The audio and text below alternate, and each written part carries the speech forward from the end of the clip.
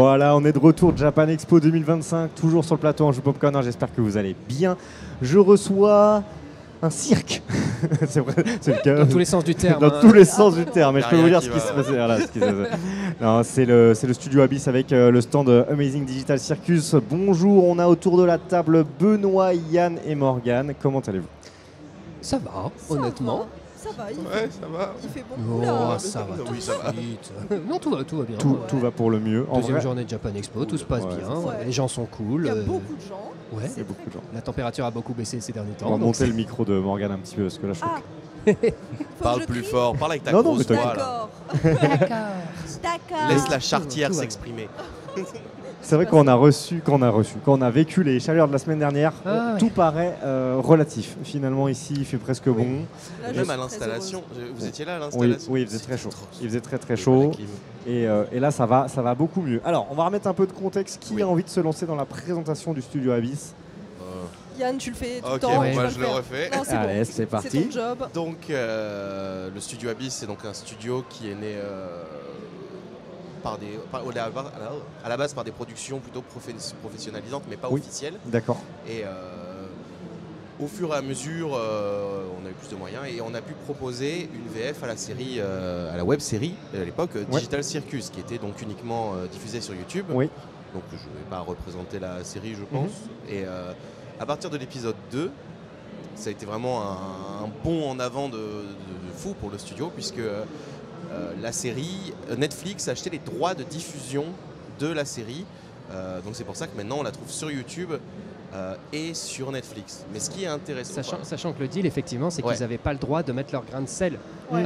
en disant oh, faudrait plutôt que vous fassiez la série comme ça. Non, ils n'avaient Non, pas le droit, sinon c'est Glitch, tel quel. voilà, sinon ils allaient faire non, dans ce cas, on veut plus Ouais. qu'elle soit diffusée sur Netflix. D'accord, ok. Ils gardent le côté très indépendant du truc. Ouais. Ça vient d'Internet, c'est fait par des indépendants et ils n'ont pas envie qu'il y ait une grosse boîte qui vienne et qui détruise tout. Quoi. Netflix ne peut techniquement rien toucher à la série et n'a aucune influence sur l'histoire, la production et tout ce qui s'ensuit. Ouais. Ok. Et vous, dans cette histoire-là, comment vous rejoignez l'aventure? Est-ce que vous étiez déjà tous les trois comédiens, comédiennes avant ça? Est-ce que vous êtes retrouvés là par hasard? Vous avez ouvert une porte, vous étiez dans le On a studio vu de la Abyss. lumière.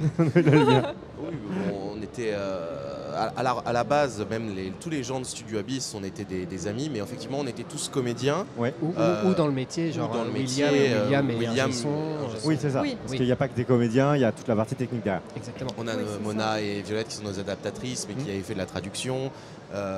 Mais effectivement, dans la partie comédien, tout le monde était comédien, Ok. à des stades plus ou moins avancés de leur carrière.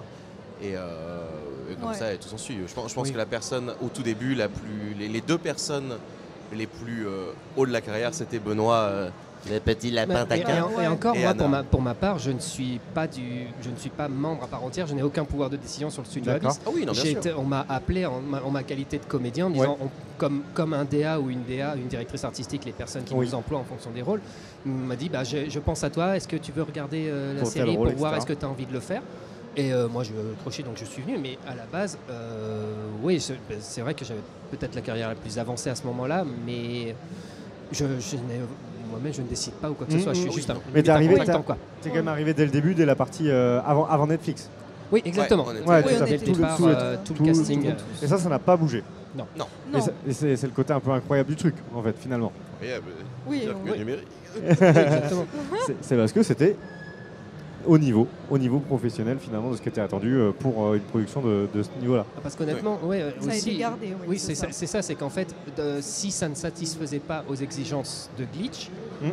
bah, ça veut dire que selon eux, on n'avait pas le niveau et donc on n'en serait pas là aujourd'hui. Donc si nous sommes là aujourd'hui à pouvoir vous parler, c'est qu'effectivement, Ouais. on a été validé par des clients, on est légitime. Et puis de base aussi, même si, comme disait Yann, vu qu'on a tous un niveau déjà de base différent, dans le sens où Oui. bon, Yann était un petit peu plus avancé que moi, mais moi je suis encore un petit peu bébé dans Petit le milieu bébé. de Oui. doublage. C'est hybride.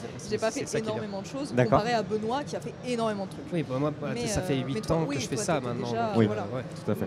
Mais même en fait, peu importe le niveau auquel on était, de base, le casting a été proposé par la directrice artistique Ouais. à Glitch. D'accord, ouais. Et en fait, c'est eux qui ont eu le pouvoir du coup de dire oui ou non, est-ce qu'on les veut ou pas.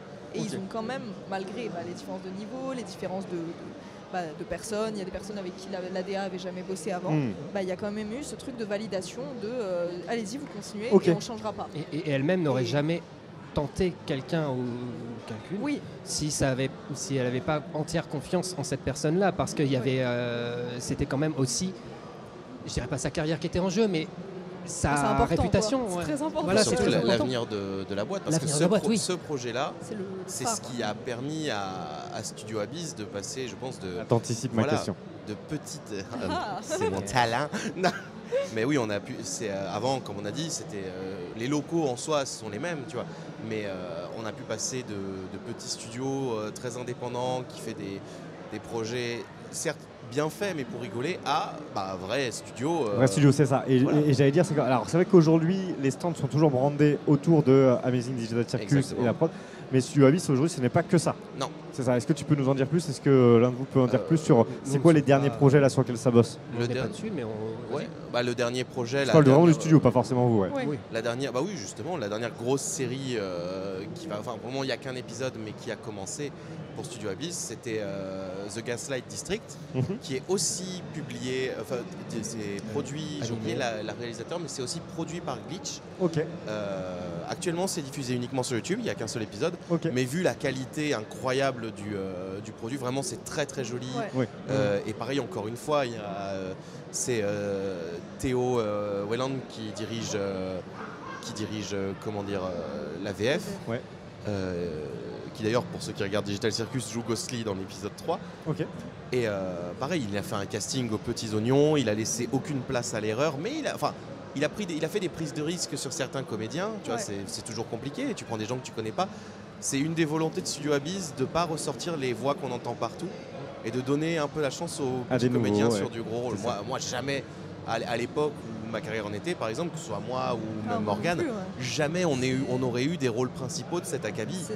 Et ça nous a permis, nous-mêmes, je pense que oui, sans ces rôles, niveau performance, mais niveau carrière, on serait beaucoup plus bas. Même moi, tu vois, c'est l'un de mes... je crois que c'est l'un de mes premiers projets. Et normalement, en fait, en premier projet, en doublage, c'est de l'ambiance. Ou alors, c'est vraiment, si tu as une chance énorme, tu vas faire un personnage qui est nommé. Mais alors là, le fait que ce soit un personnage nommé, qui fait partie des personnages principaux, qui revient souvent, qui a quand même une influence. Là, c'est une chance. C'est un truc de fou, quoi.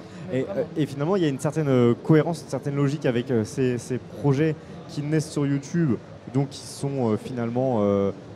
c'est un peu comme l'auto-édition dans les bouquins. C'est-à-dire qu'aujourd'hui, on tente le coup. C'est pas parce qu'on sort sur YouTube qu'on est de mauvaise qualité. C'est on vient tâter le terrain, on vient trouver une première commu et faire appel à des nouveaux comédiens. C'est aussi donner cette chance-là d'une certaine manière. Donc tout est cohérent en fait. C'est un canal alternatif de diffusion comme c'est comme un autre.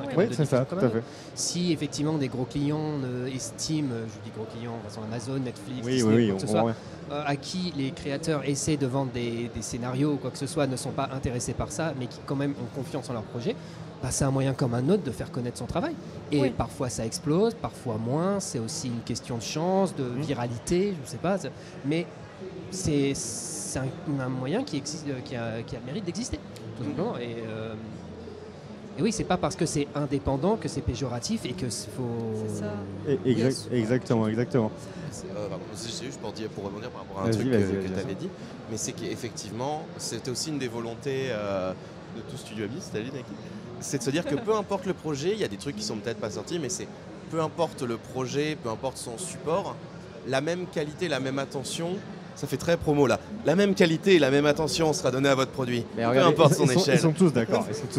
Non, mais c'est par exemple ce qu'on a donné, l'énergie qui a été donnée pour Digital Circus par exemple, sera donnée pour tous les autres produits. Et c'est ça qui est parce que c'est le côté un peu on n'a pas le droit à l'erreur, mais oui, c'est ce que j'allais dire. C'est tellement un petit studio qui démarre que tu peux pas te permettre de faire une erreur et de pas te mettre au maximum, peu importe le projet.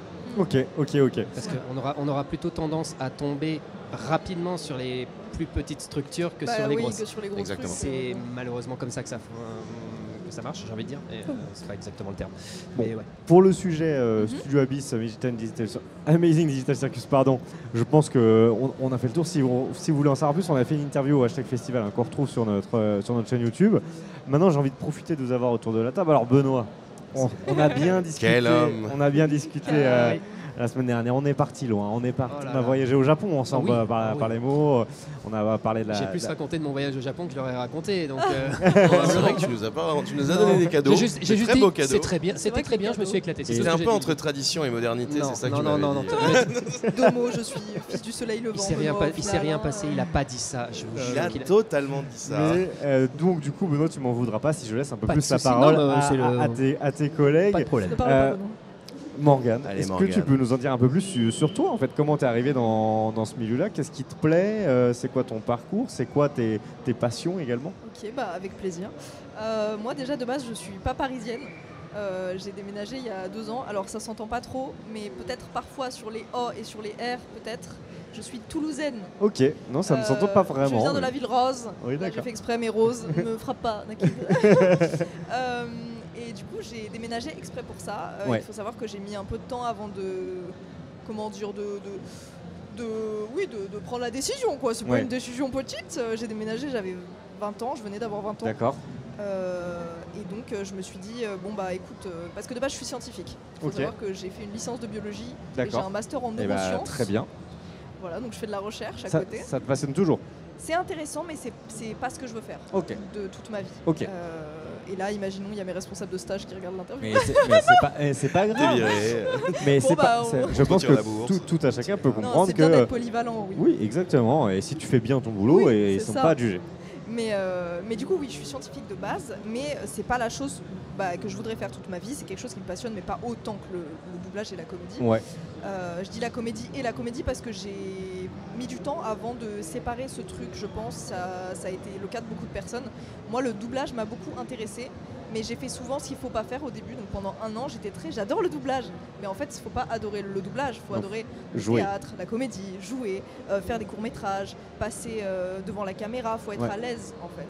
Tout à fait. Et ça, du coup, il faut se dire que le déménagement à Paris, je pense que ça m'a vraiment changé dans le sens où tout va plus vite. Ouais. Il y a 300 trucs qui se passent à la seconde.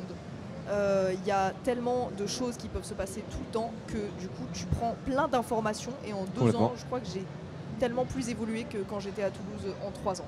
Okay. Donc avec mes études sup je veux dire. Et du coup voilà, outre le déménagement, du coup je suis venue à Paris, j'ai fait mes petites affaires, j'ai repris le théâtre, du coup je joue de temps en temps sur scène. Ok, très cool.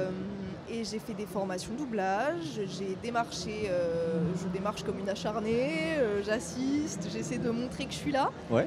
Et puis du coup j'ai pu faire quelques petits projets. Le premier projet que j'ai fait quand je suis arrivée à Paris, c'était un peu la révélation, parce que je venais d'arriver, j'ai eu mon premier, c'est un peu de la chance entre guillemets, je suis tombée sur la bonne personne. Je venais de déménager, 2 mois après j'avais mon premier cachet. J'avais let's go quoi, j'étais trop heureuse. Et c'était du Lost Ark, c'est un MMO. Après du coup j'ai eu Digital Circus, j'ai eu plein de projets super intéressants. Le dernier truc que j'ai fait qui est aussi un peu cher à mon cœur mais par rapport au personnage malgré le fait que le jeu est fermé, je ne sais pas si vous connaissez Multiversus. Ouais, tout à fait. Le jeu a fermé. Terminado. Mais c'était un jeu qui était un peu dead hélas, mais j'ai eu la chance de faire Marceline dans Multiversus. Et en tant que grande fan d'Adventure Time, c'était un peu... C'était très cool. C'était le truc écrit, j'adore Marceline, donc voilà. Et du coup, voilà, là je continue à. Je suis là avec vous aujourd'hui. Bah ouais, let's go, l'aventure continue, l'aventure fait que commencer finalement. C'est ça, au final c'est ça. Et je suis très contente d'avoir bougé, je suis très contente de bosser avec des gens aussi cool et d'avoir autant d'opportunités. Oui, ils sont en face de toi, donc tu peux pas dire le. C'est vrai, je vous déteste. En fait, elle parle de ceux qui sont restés au stand. Mais en fait, je parle de vous, pas de eux. Non, mais finalement, nous on ne se croise jamais. Non, mais Benoît, mais bien parce qu'on ne peut pas se blairer. Il s'appelle Benjamin. Il faut un petit peu que tu le respectes. Rappelle-moi, tu fais qui dans le. C'est la grosse limace multicolore. La grosse limace multicolore qui a ses milliers d'enfants là, ouais. Je vois très bien. Je déteste. Ils sont vraiment horribles. Non. Yann, qu'est-ce que tu peux nous dire de vous, Yann? Moi, je peux dire des mots rigolos comme triangle. J'arrête de faire des blagues. Triangle, c'est hyper marrant. En fait, je trouve ça particulièrement drôle. Triangle, mais il faut qu'il y ait un certain impact dans le mot. Tu peux pas le dire n'importe quand. J'aime bien le mot barquette. Mais bref. C'est vrai que c'est on a une autre interview derrière. Mais du coup, on va faire ça en speed. Non, je sais pas.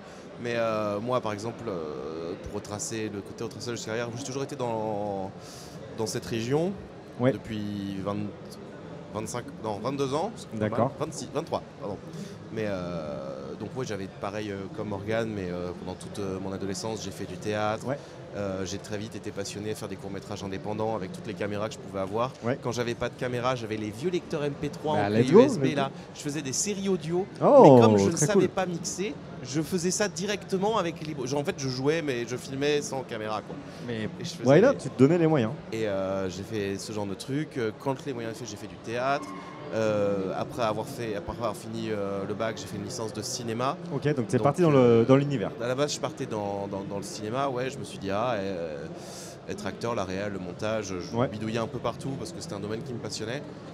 Puis plus en avançant dans tout ça, en parallèle, je continuais le côté série audio, ça m'avait passionné. Donc je continuais même sur Internet à rejoindre les petites communautés, à acheter des micros et tout ça. De fil en aiguille, j'ai rencontré tous les copains de Morgane, de tout ce qui est devenu Studio Abyss plus tard, avec un projet qui s'appelait Pokémon L du Crépuscule, dirigé aussi par le sublime Théo Welland. Et comment dire, et ensuite, de fil en aiguille, on est devenus copains. Mais forcément, comme tout le monde était passionné par le même truc, et qu'il y avait des gens professionnels, ça se pousse forcément vers le haut parce que tu es entouré de personnes douées qui t'écoutent et tout ça.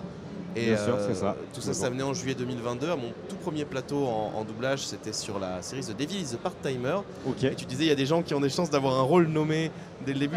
J'en ai eu un. Voilà. C'était Kawachi, le serveur du pas McDo. Et ensuite, quel magnifique serveur. Magnifique. Et ensuite, j'ai eu beaucoup de chance. J'ai été beaucoup appelé sur les animés par.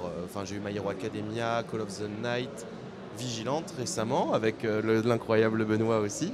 Mais il est partout, Benoît. On a eu beaucoup de plateaux avec Benoît et c'est toujours très rigolo. On n'a pas fait 2 d'affilée où ils étaient complètement on avait fait aussi sur la série Call of the Night, et il y a un trio de mecs bourrés. Avec on est Sébastien deux, Minéo. Et Sébastien Minéo est le troisième. On est un bon trio, je trouve. J'imagine le truc.